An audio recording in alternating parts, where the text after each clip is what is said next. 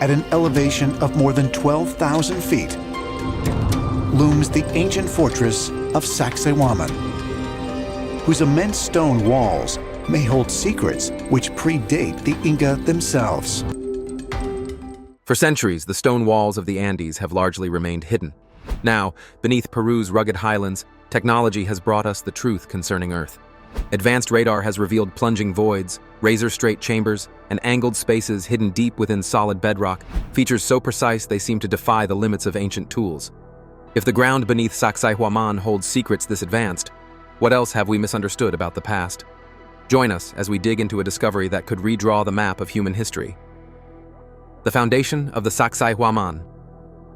Everyone comes to marvel at the stones, the impossible angles, the titanic blocks, the way they lock together without mortar, as if gravity itself were negotiated into submission. Sacsayhuaman has long been framed as a triumph of surface genius, a fortress frozen in time, proudly announcing Inca mastery. But that story only exists above ground. The real narrative begins where the dirt starts to swallow the walls. For decades, visitors stared at the zigzagging ramparts and assumed what they saw was the whole picture. Archaeology textbooks reinforced the idea: a ceremonial stronghold, defensive in design, brilliant in execution. Yet recent excavations and subsurface investigations have quietly dismantled that certainty. Beneath the visible walls, the same precision continues. Massive stonework plunges downward into the earth, matching the scale, geometry, and craftsmanship of the exposed structures. This is not crude foundation work. This is architecture laced with intent. But how exactly was the Sacsayhuaman built? Let's find out. These buried sections don't quite belong to the same story. The stone-cutting techniques differ. The alignments suggest a different design logic. The engineering feels older, heavier, more deliberate. Many researchers now believe Sacsayhuaman is not a single creation, but a layered one, a two-phase construction site. In this view, the Inca didn't originate from the entire complex. The Inca civilization stretched about 2,500 miles along South America's Pacific coastline. They inherited something colossal, something ancient, and adapted it, sealing its deeper layers beneath their own walls. What we walk on today may be nothing more than a capstone. The unsettling part is that this hidden foundation doesn't behave like normal ruins. In the early 2000s through the 2010s, international teams brought ground-penetrating radar to the site. Okay, so we're looking for anything like a sewer or an electrical conduit. We're using a device called ground-penetrating radar, or GPR. Focusing especially on the core zones beneath the main plateau. What appeared on their screens defied geological explanation. Deep voids, angled chambers, long linear hollows cut directly through solid bedrock. These weren't random pockets or natural caves. The shapes were sharp, patterned, and intentional, corridors that descended and branched outward like veins in stone. Some of these drops extend several feet straight down before turning at precise angles, a geometry nature simply does not produce. Radar profiles showed hollow spaces where there should have been dense mountains. Whatever lies beneath Sacsayhuaman was carved, not eroded, and then deliberately concealed. One of the most baffling discoveries sits beneath the Muyok Marca Tower, a circular structure that has puzzled historians for over a century. Long thought to be ceremonial or symbolic, its true significance may lie below its base. Radar scans revealed tunnel-like formations radiating from the tower zone, so cleanly cut they've been compared to machine work. According to long-standing local accounts and unofficial studies, some of these underground passages may stretch all the way to the Temple of the Sun in central Cusco. This is Santo Domingo Convent. There used to be a temple dedicated to the sun here during the Inca period.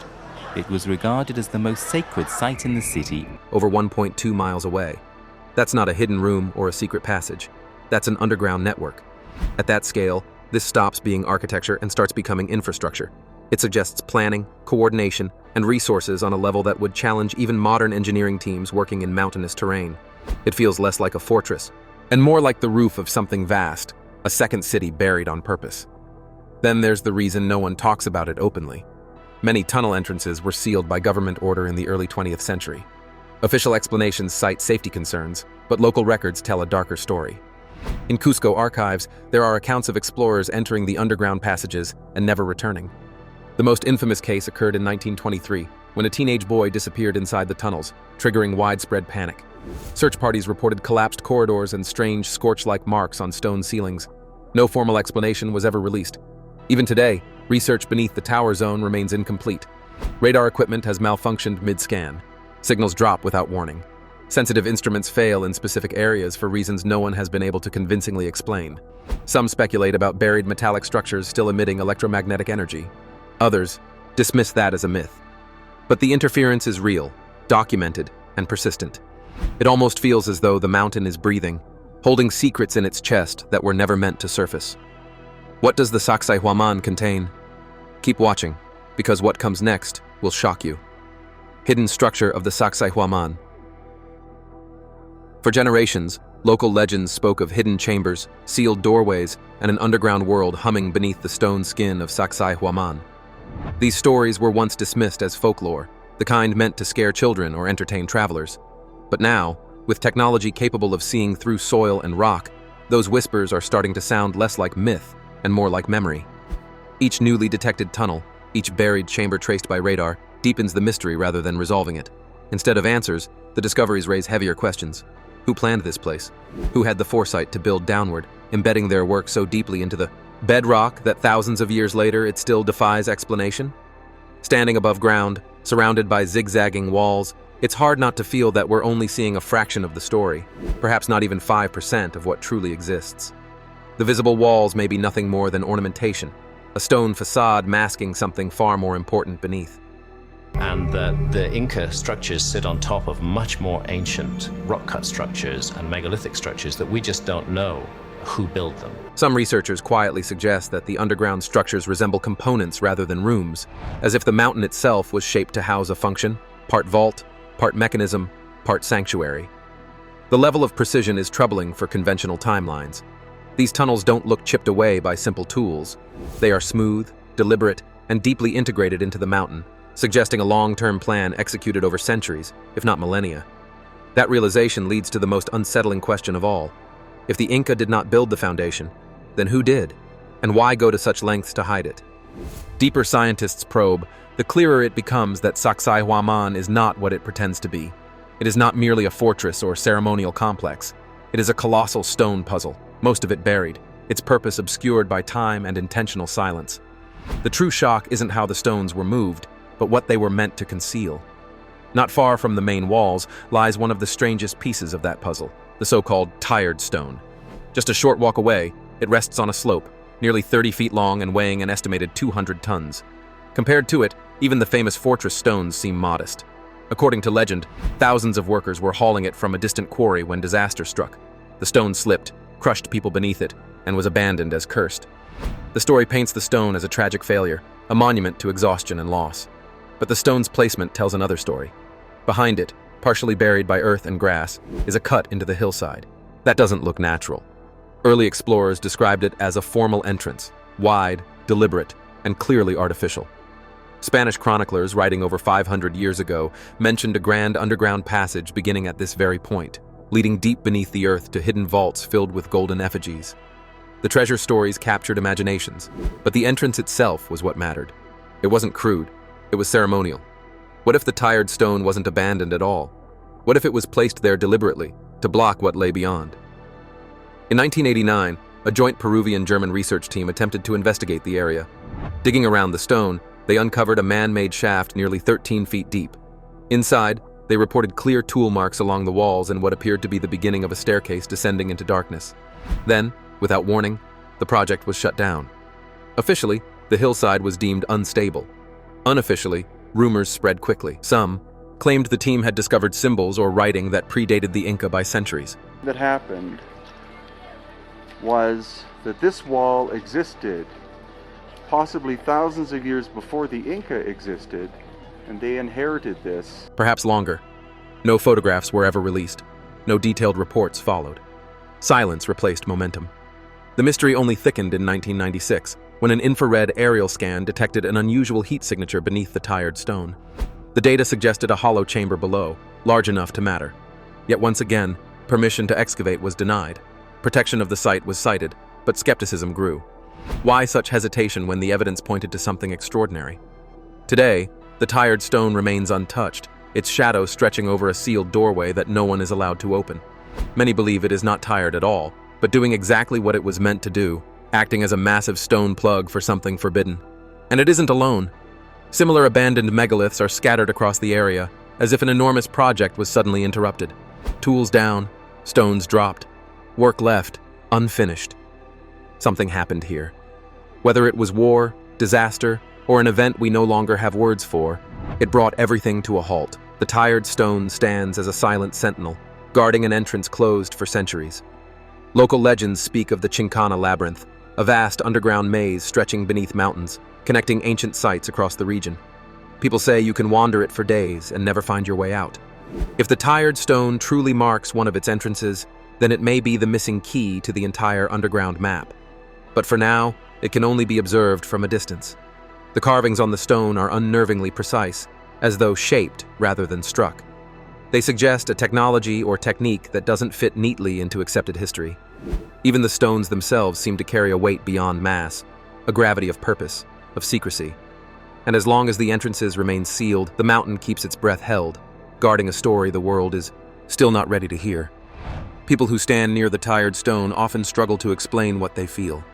Some describe a low hum in their chest, others a strange pressure, as if the air itself thickens around the massive block. It sits there, tilted and sunlit, not broken or abandoned, but paused, like something waiting for a signal to continue. Locals say the stone isn't dead weight, it's unfinished business. And if the doorway it guards were ever opened, it wouldn't just reveal a tunnel, it could unravel everything we think we know about South American history. For now, the stone remains silent, a locked sentence with no punctuation, waiting for the right reader. But the tired stone is only the beginning. Let's look deeper into what the Sacsayhuaman holds beneath it. Stay tuned to find out more. What is beneath the Sacsayhuaman? The real unease sets in when you look closer at the walls themselves, especially where erosion has peeled back the soil and exposed what lies beneath. What you find there doesn't behave like a normal foundation. These aren't simple support stones meant to keep a wall upright. Beneath the famous zigzag defenses lies a buried layer of construction that feels out of place, older, heavier, and far more ambitious. In several sections, the stones at the very bottom are larger than the ones above them. This flips conventional logic on its head. In Inca architecture, stonework usually becomes more refined and precise over time. And this actually fits with the Inca's own view. Like many Inca sites, Sacsayhuaman features astonishing stonework. But not all of it credited to the Inca. Not more primitive. Yet here, the deepest stones are the most massive and least decorative, as if they were never meant to be seen at all. It gives the impression that a colossal base was constructed first, then centuries later, another culture arrived and built atop it. This is the heart of the two-phase construction theory. According to this idea, the Inca inherited something ancient and overwhelming, choosing not to dismantle it, but to repurpose it. A geologist named Dr. Kurt Hall added fuel to this theory after closely studying the lower stones. He observed that many of them weren't simply placed on the mountain, they were cut directly into it. The builders didn't treat the hill as a foundation. They treated it as raw material. The tool marks tell a similar story. On the buried stones, the grooves are wider, deeper, and shaped differently from anything associated with known Inca techniques. They lack the rhythmic patterns of hammerstone work and instead suggest force applied with unsettling consistency. The problem is obvious. No one knows what kind of tools could have produced them. Copper chisels don't behave this way. Stone tools don't either. The marks don't fit comfortably into the archaeological toolbox we expect. Even more unsettling is the suggestion that some of these foundation stones were positioned before the hill itself fully took shape. Geological analysis hints that the surrounding terrain may have been altered after the stones were set, not before. That implies the builders didn't adapt to the landscape, they reshaped it. We're talking about the movement of millions of tons of earth and rock just to prepare a base no one was meant to see. That level of planning doesn't belong to a short-lived project. It suggests continuity, vision, and a timeline measured in centuries. Which leads to the most troubling question of all: why hide your greatest work underground?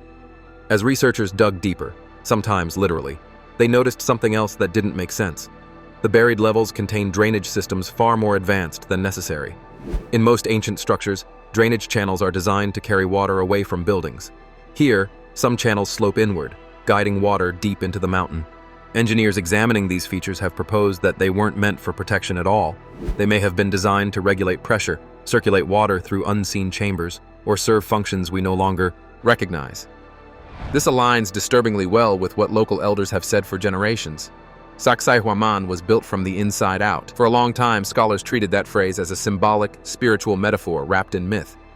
But when you look at the geology, the foundations, and the hidden infrastructure, the statement starts to sound literal. If you build from the inside out, you begin with tunnels, channels, and internal systems. The walls above become the final layer, the shell. In that sense, the entire mountain begins to resemble a machine. Not mechanical in the modern sense, but engineered, integrated, purposeful, and precise. The visible walls aren't the monument, they're the casing. This idea has forced historians to reconsider not just Sacsayhuaman, but other Andean sites as well. At Ollantaytambo, the same pattern emerges. We are now at Ollantaytambo, and this place is absolutely stunning. It's an ancient Incan town. Immense, rough megaliths form the deepest layers, while finer stonework rests on top. It's as if an earlier unknown culture specialized in brute-scale construction, and a later one refined and completed what was already there. Similar architectural layering appears in distant parts of the world, raising uncomfortable questions about shared knowledge or lost civilizations. The greatest frustration for researchers is that the deepest stones are time-locked. There is no organic material trapped within them, no wood, no charcoal, nothing that can be carbon-dated. As a result, these foundations float outside our timeline. They could be 500 years old. They could be 10,000. The stones refuse to testify, and that uncertainty is what keeps experts awake at night. Because if the deepest layers predate the Inca by thousands of years, then history doesn't just need revision, it needs a new opening chapter. What most people never see is that the true genius of this site is hidden underground. The precision of the joints in the buried stones is even more astonishing than the famous walls above. These blocks fit together so perfectly that not even a strand of hair can slip between them. There is no mortar, no filler, just stone locked into stone with an accuracy that modern engineers still struggle to replicate. This is why the walls have survived earthquakes that flattened much of Cusco. The structure doesn't resist movement. This is the Inca Roca Wall in Cusco. It's not simply a complex construction, it's symbolic. It absorbs it, shifting just enough to stay whole. This isn't brute strength. It's applied mathematics, physics, and a deep understanding of seismic behavior. Every time rain washes away another layer of soil or archaeologists expose a new section, the same pattern emerges. Extreme precision, intentional geometry, and design choices that feel far ahead of their time. The deeper you go, the more refined the work becomes. It suggests that we are not looking at a simple buried wall, but a masterpiece of ancient technology, one that was never meant to be admired, only to function.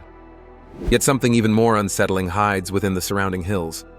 This mystery isn't about what the stones look like, but how they behave.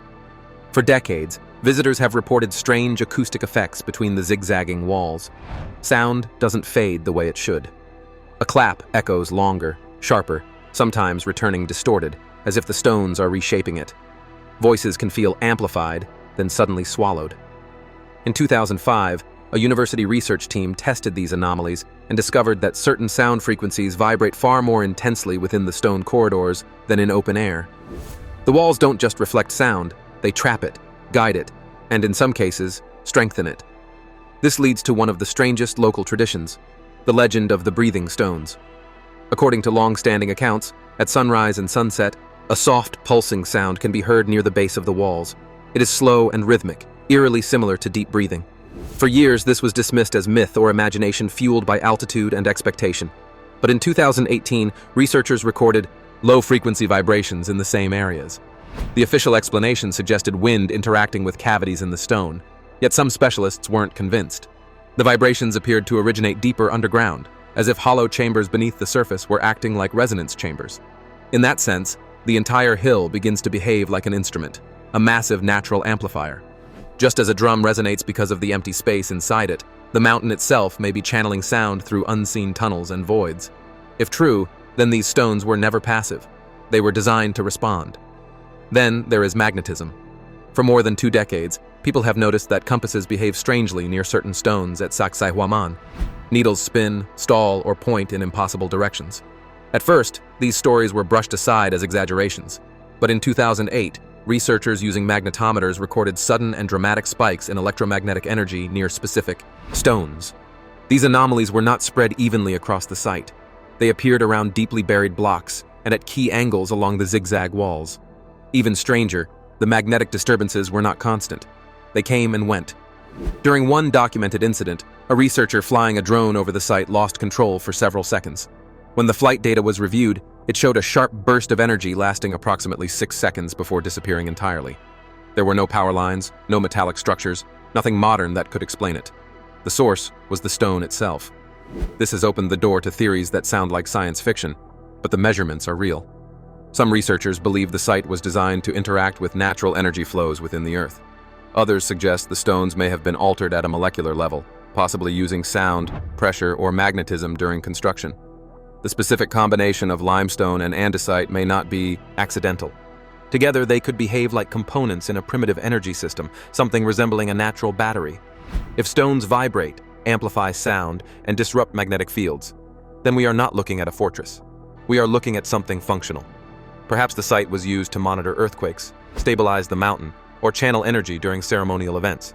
The acoustic properties alone suggest that rituals performed here would have been overwhelming, sound traveling through stone, echoing through hidden chambers, creating an experience that felt alive.